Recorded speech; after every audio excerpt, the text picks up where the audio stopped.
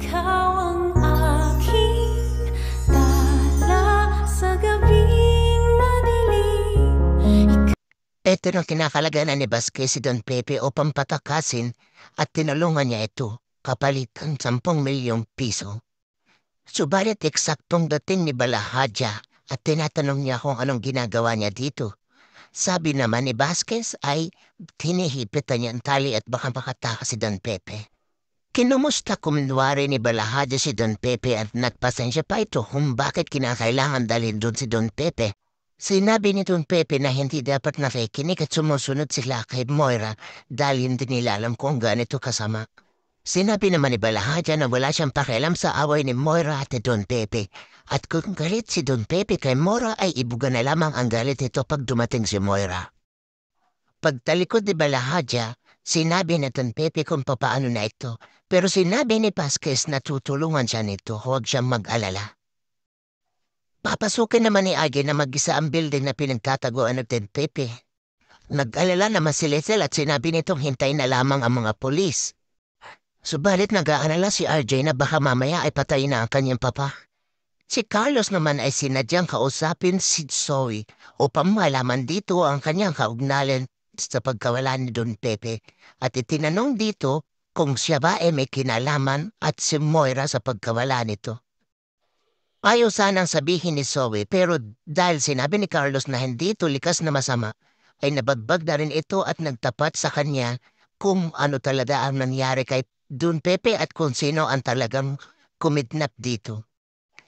Mag-isang pinasok ni RJ ang kinaroroonan na inaakala niya ni Don Pepe at nakarinig ng ingay si Don Pepe at tinawag niya si Ubeng.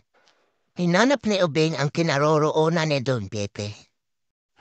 Panay naman ang tawag ni Don Pepe kay Ubeng. Sinabi ni Carlos ang takot niya na baka malaman ng lahat ang sekreto nila na siya ang tunay na ama ni Zoe. Sinabihan siya ni Zoe na selfish siya at sarili lang ang iniisip. Subalit sinabi ni Carlos na oras na malaman ng lahat na siya ang totoong ama ni Zoe ay masisira ang buhay nilang lahat.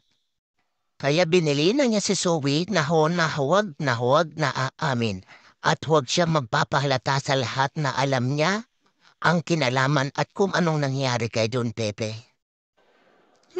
Nagyakap pa mag-ama? Dapat ang pinakasalan nitong si Carlos ay dapat ay si Moira para mabuo ang pamilya nila. Nakita naman ni RJ ang babaeng walang prinsipyo na ito at sinabi niya na wala doon ang kanyang ama.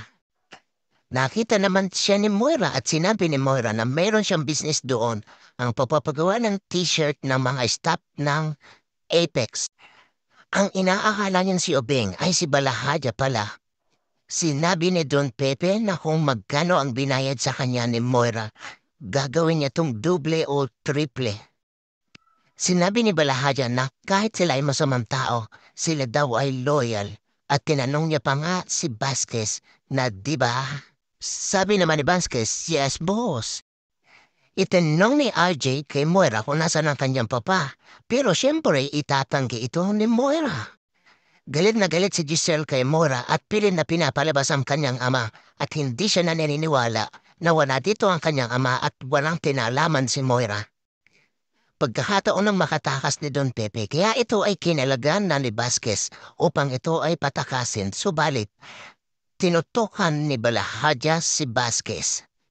Nalaman nito ang pagtataksil ni Vasquez sa kanya. Nahintakutan si Vasquez at saka si Don Pepe at sinabi ni Vasquez na magpapaliwanag siya. Humingi siya ng isa pang pagkakataon kay Balahadja. Binigyan mo siya ng isang pagkakataon pa ni Balahadja at sinabi sa kanyang umalis na. Subalit pagtalikot niya ay binalis siya ni Balahadja na nagulat si Don Pepe at galit na galit kay Balahadja. Sinabihan niya si Balahadja ng demonyo at mamamatay tao. Pilit pinapalabas ni Giselle kay Moira si Don Pepe. Subalit itinanggi ito ni Moira. Sinabi pa nito na isa silang pamilya at hindi niya ito magagawa. Sinabi naman ni AJ sa kanyang kapatid na legit ang transaksyon ni Moira dito. Hindi pa rin naniniwala si Lizelle sa kasinungalingan ni Moira kaya pinagalugan niya ang lugar na ito. At dahil siyempre nakahanda si Moira ay walang nakita ang mga pulis na Don Pepe sa lugar na ito. Mamamatay tao ka, kriminal! Minora ng minora ni Don Pepe itong si Balahatya. Sobrang sama na ng taong ito. At dahil dito ay pinukpok niya ito ng baril sa ulo na dahilan ng kanyang pagkakawala ng malay. Ano kaya ang mangyayari kay Don Pepe?